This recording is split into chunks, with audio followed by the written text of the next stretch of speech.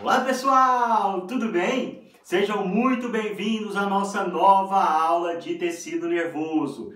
Nessa aula nós vamos abordar por completo o capítulo do Junqueira e Carneiro de Histologia Geral, mais especificamente sobre tecido nervoso. Mas calma, não desespera. Eu não vou fazer uma aula só de 3 horas de duração, nós vamos cortar essa aula em 5 videoaulas e este é o primeiro vídeo deste conteúdo. Mas antes de falar sobre ele, não se esqueça de se inscrever aqui no canal, de ativar as notificações e eu queria te convidar, né? Nós estamos com quase 100 mil inscritos aqui no canal do YouTube, chama mais gente para cá, faz com que mais pessoas conheçam esse canal, porque se ele está sendo útil para você, também pode ser útil para alguém que você goste, que seja do seu círculo de amizades. E também se inscreva no nosso Instagram. Lá eu estou postando dicas diárias, aulas com o IGTV, inclusive aulas sobre tecido nervoso, lá já tem. Eu acho que também vai ser muito legal e vai ser muito útil, ok? Mas chega de muito bate-papo. Nessa aula que você vai começar a assistir agora, eu estou usando aqueles modelos de colocar o slide e a minha voz, eu não apareço na aula. Foi um pedido de alguns alunos, né, para que a gente abordasse a aula desse jeito, para vocês poderem fazer anotação e tudo mais. Depois me diz aí nos comentários se vocês estão gostando dessa nova metodologia. Mas essa aula, essa parte 1 da nossa aula de tecido nervoso, ela vai falar a respeito da introdução ao tecido nervoso. Então vamos falar um pouquinho o que é o sistema nervoso central, o que é o sistema nervoso periférico, os constituintes macroscópicos desses dois sistemas, e nós vamos abordar um pouco a respeito dos neurônios. Mais especificamente, a estrutura dos neurônios, o que é um corpo, dendrita e axônio, e a classificação morfológica ou estrutural dos neurônios. Os demais temas deste capítulo serão abordados nas aulas de número 2, 3, 4 e 5. Beleza? Chega de bate-papo, vamos para o que interessa. Bora para a aula. Boa aula, pessoal! Sempre bom a gente fazer aquela pequena revisão, né? O tecido nervoso é um dos 4 tecidos que constituem o corpo do ser humano: epitelial, conjuntivo, muscular e nervoso. É muito mais amplo do que a maioria das pessoas pensa, é muito mais complexo do que a maioria das pessoas pensa, mas, em contrapartida, é muito mais bonito do que a maioria das pessoas pensa. Por quê? Bom, ele é complexo porque, talvez não, com certeza, é o único sistema que a gente estuda anatomia separada, fisiologia separada, pelo alto grau de complexidade. Então a gente tem uma disciplina separada de neuroanatomia, tem uma disciplina separada de neurofisiologia.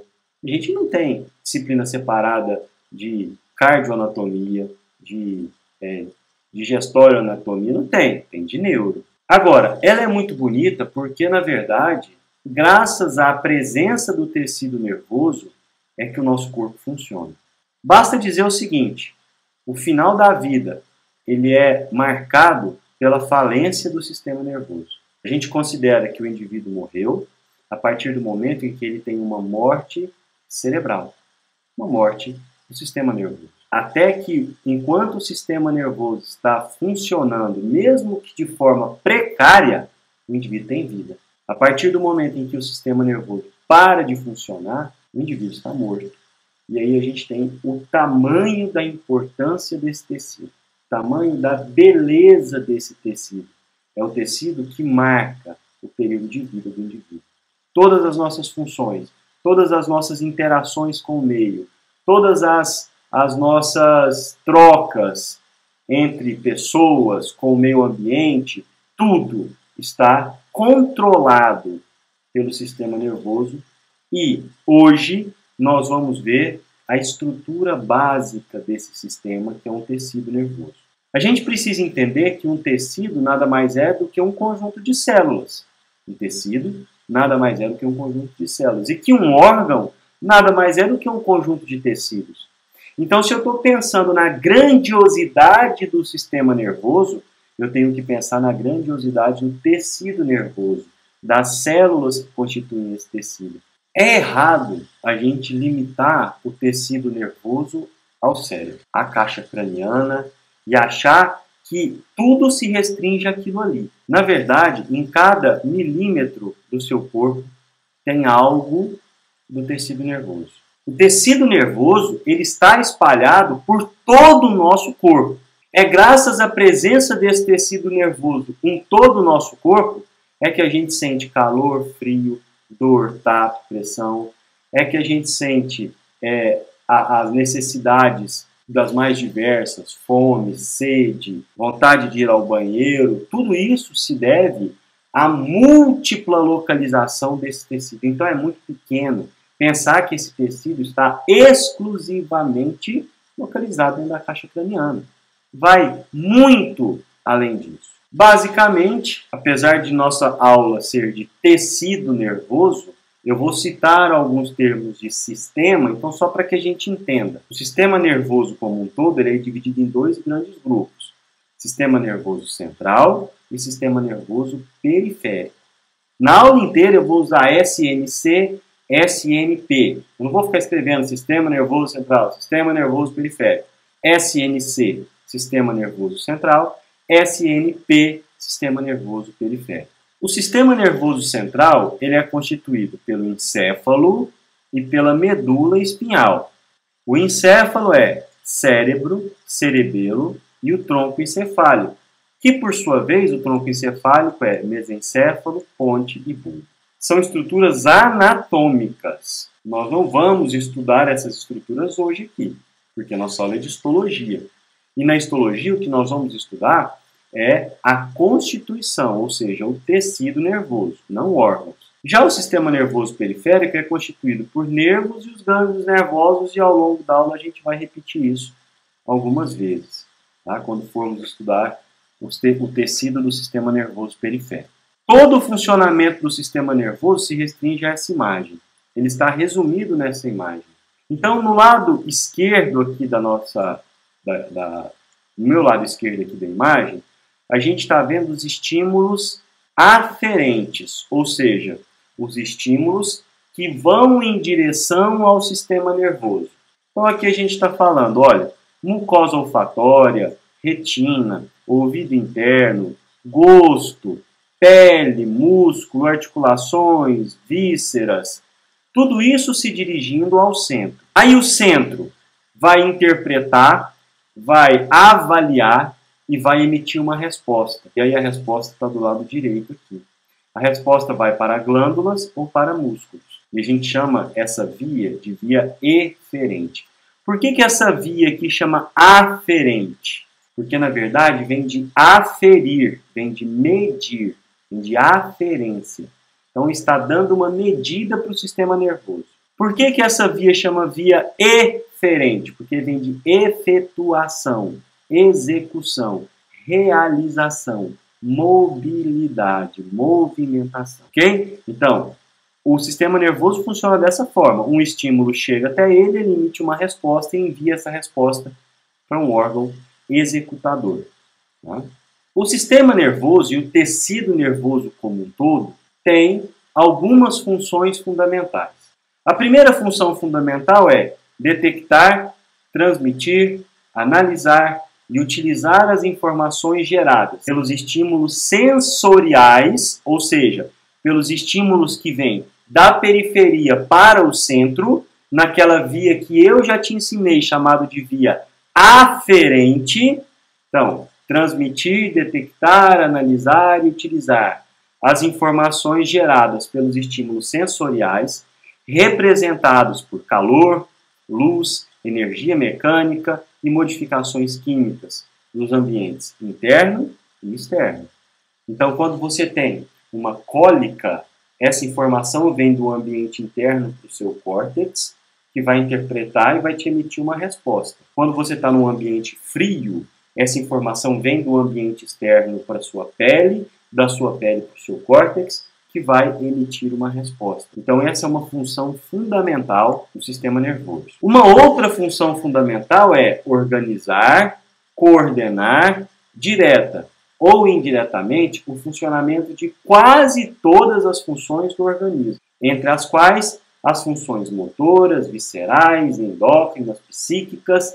Tudo isso está sobre a batuta, sobre a tutela, sobre a regência do sistema nervoso. Então você pode concluir que se falhar o sistema nervoso, todo o funcionamento, ou quase todo o funcionamento do seu corpo cessa. O tecido nervoso, ele tem dois componentes básicos, dois componentes principais. Nós vamos estudar os neurônios inicialmente, tudo relacionado aos neurônios, e depois que terminarmos de falar de neurônios, nós vamos falar a respeito das células da glia ou da neuróglea. Mas, inicialmente, o nosso foco será os neurônios. Bom, os neurônios são as células responsáveis pela recepção, pela transmissão e pelo processamento de estímulos. Então, são as células típicas, características do nosso sistema nervoso, ou do nosso tecido nervoso. Eles influenciam diversas atividades no organismo, liberam neurotransmissores e outras moléculas informacionais com a única finalidade, com a fundamental finalidade de controlar as funções do nosso organismo. Se existe uma percepção sensorial, é porque ali tem um neurônio. Se existe uma resposta motora, é porque ali tem um neurônio envolvido. Se existe uma integração cortical, ou seja, uma interpretação do que se está dizendo, é porque ali tem um neurônio envolvido. Esse é o neurônio. O neurônio é uma célula considerada permanente. Permanente. O que é uma célula permanente? Célula permanente é aquela que um dia já teve a capacidade de se multiplicar, um dia já teve a capacidade de se multiplicar, mas hoje não tem mais. Quando eu falo um dia, eu não estou falando dos ancestrais, não. Eu estou falando da sua capacidade que foi perdida. Porque quando você na idade intrauterina, depois recém-nascido, até você atingir a maturidade, o seu tecido nervoso vai se multiplicando. Maturidade que eu falo não é a idade de idoso, não. Maturidade de formação do tecido, tá? Quando você para de crescer, a sua cabeça para de crescer, o seu encéfalo para de crescer, a célula para de se multiplicar. E isso é um problema. Por que isso é um problema? Porque se por acaso os neurônios morrerem, eles não são substituídos por outros neurônios. Porque os neurônios que estão vivos não têm a capacidade de se multiplicar. Bom, tem a propriedade de responder a alterações do meio em que se encontram. E aí essas alterações nós vamos chamar de estímulos. Se alguém te chama e você ouve, é um estímulo. Se alguém te toca e você sente, é um estímulo. Se alguém te bate e você sente, é um estímulo. Se alguém te encosta algo gelado e você sente, é um estímulo. Então, o neurônio tem a propriedade, tem a capacidade de responder a alterações do meio em que se encontra. Estímulos é essa resposta, esse aguçar, esse iniciar é o estímulo, com modificações da diferença de potencial elétrico que existe entre a superfície externa e interna da membrana celular. Nós vamos ver isso já já. Mas presta atenção numa coisa. Quando o neurônio está em repouso, ou seja, quando ele não está sendo estimulado, ele tem uma conformação elétrica.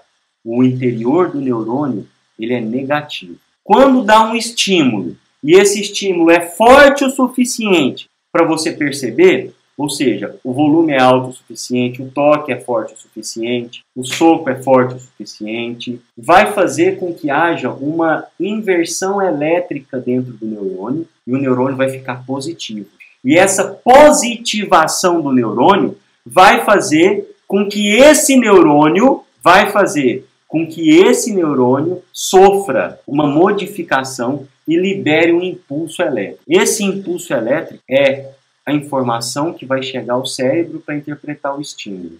Depois o cérebro vai mandar uma ordem para um músculo executador, é outro impulso elétrico que vai chegar lá.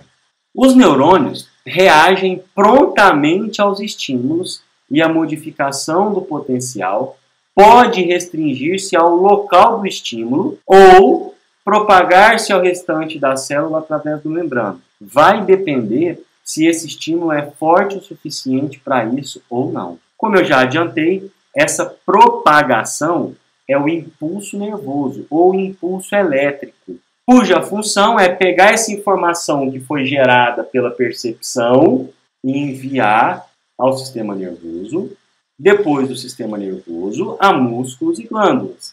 Então isso é o impulso nervoso. Por meio dos seus prolongamentos, e aí normalmente os neurônios têm prolongamentos longos e muito numerosos formam circuitos. Se eu estou te afirmando que formam circuitos, eu estou te afirmando que há uma inter-relação entre esses neurônios. Há uma conexão entre esses neurônios. E essa conexão é o que nós chamamos de aprendizado. É a conexão de um neurônio com o outro. É a comunicação. É o circuito que esses neurônios vão formando. E esse circuito, eles vão ser grandes na mesma medida em que a função é grande. O que eu quero dizer com isso? Quanto mais complexa for a função, maior e mais complexo será o circuito neuronal para desempenhar essa função. Funções mais grosseiras, por exemplo, levantar meu braço sem nenhum tipo de coordenação, envolve um circuito menos complexo do que eu tocar um piano com coordenação motora fina, que exige um entrelaçamento, uma comunicação muito mais delicada, muito mais complexa. Delicada no sentido de complexidade, não de simplicidade. Preciso que essa conexão seja muito grande, seja muito complexa, porque tocar um piano não é a coisa mais fácil do mundo. Diferente de você levantar um ombro, que é um movimento completamente grosseiro e simples de ser realizado. Então, o grau de complexidade dos nossos circuitos neuronais é diretamente proporcional ao grau de complexidade da função que a gente está executando. As células nervosas são formadas por um corpo que tem um núcleo e do qual, ou seja, não do núcleo, do corpo, partem prolongamentos. Os neurônios têm tantos prolongamentos que, se nós pegarmos o volume de todos os prolongamentos, eles superem muito o volume do corpo, que é a principal estrutura da célula. São 3 os componentes básicos principais do neurônio: dendrito, corpo ou pericárdio e axônio. Então vamos estudar cada uma dessas estruturas de forma bastante tranquila. Dendrito. O que são dendritos? Bom, os dendritos, na grande maioria dos neurônios, está presente em grande quantidade. A função dos dendritos é receber impulso. Então, todo impulso que vai entrar nesse neurônio, uma das formas de entrar é pelo dendrito. Sempre vai sair o impulso pelo terminal axônico, pelo finalzinho do axônio, que é a outra estrutura que nós vamos estudar na sequência. Mas um dos locais por onde entra são os dendritos. Por isso que está escrito embaixo aí, olha. Torna-se possível o recebimento e a integração de impulsos trazidos pelos terminais axônicos de outros neurônios. Então, o dendrito é especializado em receber o impulso. Aqui a gente está vendo, olha, o corpo e esses prolongamentos que estão marcados pelo nome aqui, ó, dendritos, é aquilo que a gente está estudando. Tá? Nós estamos estudando essas estruturas aí, esses dendritos aí. Igual a uma árvore, a um tronco de uma árvore, em que os galhos, na medida em que vão se distanciando do tronco, vão ficando cada vez mais finos, os dendritos também agem dessa forma. Quanto mais longe os dendritos estiverem do corpo neuronal, mais finos eles são. O citoplasma da base dos dendritos, ou seja, da transição do corpo para os dendritos, é igual, ou melhor, é semelhante à do corpo celular, mas não possui aparelho de Golgi ou complexo de Golgi, porque na verdade é uma organela que está presente no corpo, mas não está presente no dendrito. Por quê? Porque o aparelho de Golgi é uma organela cuja função é amadurecer, envelopar e endereçar algo para algum lugar. O dendrito recebe, não manda nada. Então não justifica eu ter aparelho de Golgi no dendrito. Então, é semelhante o citoplasma da base do dendrito, é semelhante ao citoplasma do corpo do neurônio, porém, o corpo do neurônio tem aparelho de Golgi, no dendrito, não, é a diferença. A maioria dos impulsos é recebida por pequenas projeções que a gente tem no dendrito, chamadas espinhas ou gêmulas. Então, na pontinha dos dendritos tem umas projeções muito pequenininhas, e essas projeções, gêmulas ou espinhas, são o primeiro local de processamento dos sinais que chegam ao neurônio e tem muita relação com a capacidade do neurônio se adaptar a uma determinada função, relacionado também à memória e relacionado também ao aprendizado. Então, na extremidade distal do dendrito tem uma projeção. Essa pequena projeção é o primeiro contato do neurônio com o impulso, porque se está na extremidade é por onde o impulso entra. Agora vamos estudar o corpo celular ou o pericário do neurônio. Corpo celular, quando o cientista coloca o nome de corpo celular, é porque, na verdade, é a principal estrutura do neurônio, é o corpo do neurônio. O resto é projeção. Além de ser justamente por ser a estrutura principal, é que a gente chama o corpo como sendo o centro trófico da célula. Por que centro trófico da célula? É o centro de força da célula, é o centro de controle da célula. É a principal parte do sistema do tecido nervoso, do neurônio, é o corpo. De tal forma que se o corpo for lesado a ponto de levar à morte o neurônio inteiro morre, porque as projeções partem do corpo. Tem um núcleo, esse núcleo é envolto por um citoplasma, e esse citoplasma tem as organelas comuns de células, mitocôndrias, retículos endoplasmáticos, aparelhos de Golgi, lisossomos, da mesma forma. Ali é o corpo da célula. Além de ser o centro trófico dessa célula, o corpo também recebe estímulos. Lembra que eu citei agora há pouco que os dendritos recebem estímulos? Falei que não era só os dendritos, o corpo também pode receber estímulos. Tá? E aí, também vem esse estímulo do terminal axonal, do terminal axônico de outro neurônio, por exemplo.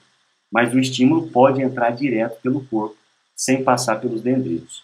Então aqui a gente está vendo, olha, uma imagem, né, retirada do livro do Junqueira e Carneiro, mostrando para a gente exatamente, olha, o núcleo, o nucleolo, aqui todo o material genético, toda a cromatina nuclear e todas as estruturas que estão em torno desse neurônio.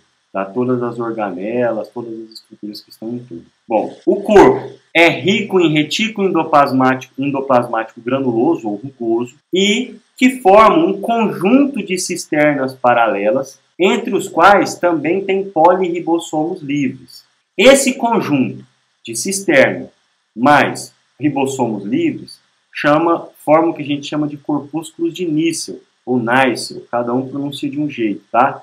São essas estruturas mais escurinhas que vocês estão vendo aqui, ó. Então, eu tenho aqui. São organelas típicas do neurônio. Tá? A quantidade de retículo endoplasmático granuloso é diretamente proporcional à atividade funcional do neurônio. Ou seja, neurônios que estão perdendo função, neurônios que estão degenerando, morrendo, se nós fizermos um corte histológico e observarmos, eles terão uma quantidade de retículo endoplasmático granuloso menor do que os neurônios em plena atividade. Quanto maior o neurônio, maior é a quantidade de retículo endoplasmático granuloso. E aí, nós vamos entender que uns neurônios muito grandes, como por exemplo os neurônios motores, que são aqueles que vão transmitir a informação do cérebro, do sistema nervoso, eu falo do sistema nervoso porque não só do cérebro, para o movimento, a resposta motora, esses neurônios eles tendem a ser grandes, corpos muito grandes. Então, eles têm muito retículo endoplasmático. Tá? Bom, além daquelas estruturas que eu citei, apresenta também o complexo de Golgi, e aí nós já vimos que é a organela exclusiva do corpo, não tem nos dendritos, por exemplo. Apresenta uma quantidade moderada de mitocôndrias, tá? Tem mais mitocôndrias no terminal do axônio do que no corpo. Tem um monte de neurofilamentos, um monte de microtúbulos, que são estruturas que estão presentes do corpo para os prolongamentos e fazem parte do esqueleto estrutural do corpo do neurônio. Então essas são as organelas que constituem ou que compõem o pericário ou o corpo celular. Aqui nós estamos vendo exatamente isso, né? Então a gente está vendo um corpo do neurônio aqui com um prolongamento, aqui aqueles corpúsculos que eu já disse para vocês, aqui a gente está vendo as organelas, o núcleo com o nucleolo. Então, essa aqui é uma estrutura do citoplasma de um neurônio, né? Lembrando que a quantidade de retículo endoplasmático é diretamente proporcional à atividade neuronal. O terceiro componente morfológico estrutural do neurônio é o axônio. O axônio é um prolongamento único que sai do corpo, que conduz o impulso e transmite o impulso do neurônio para outros neurônios ou para outras células, como células musculares e glândulas. Então, os neurônios emitem ou expulsam o seu estímulo por meio dos axônios. Os axônios, então, são o ponto de saída do estímulo nervoso de um neurônio para outro neurônio, para uma célula muscular ou para uma glândula. Mas o neurônio, o axônio, também é capaz de receber estímulos. Então, um axônio pode jogar informação para o axônio de outro neurônio. Então, a gente pode concluir o seguinte: quais são as estruturas capazes de receber estímulos nos neurônios? Dendrito, corpo e axônio. A estrutura que emite o estímulo, que envia o estímulo, é apenas o axônio. Guardem isso. As estruturas que recebem o estímulo, corpo, dendrito e axônio. O estímulo pode entrar no neurônio por essas três estruturas, mas ele só sai do neurônio pelo axônio. Alguns axônios são curtos, mas, na maioria, o axônio é mais longo do que os próprios dendritos da célula. Então, tende a ter um prolongamento axonal muito mais longo do que os prolongamentos dos dendritos. Essa é uma característica. Geralmente, o axônio se origina em uma estrutura piramidal que parte do corpo. Então, eu tenho aqui o corpo, tem uma estrutura piramidal que sai desse corpo, e aqui da pirâmide o axônio. Tá? Essa estrutura piramidal, como ela é o elo entre o axônio e o corpo, é chamado de cone, por causa da forma, de implantação, porque é onde o axônio fica fixo ao corpo. Nos neurônios cujos axônios são mielinizados, e aí nós vamos ver já já o que é e como se produz essa mielina, a parte do axônio entre o cone de implantação e o início da bainha de mielina é o segmento inicial. Então tem um vão entre o cone e o início da bainha.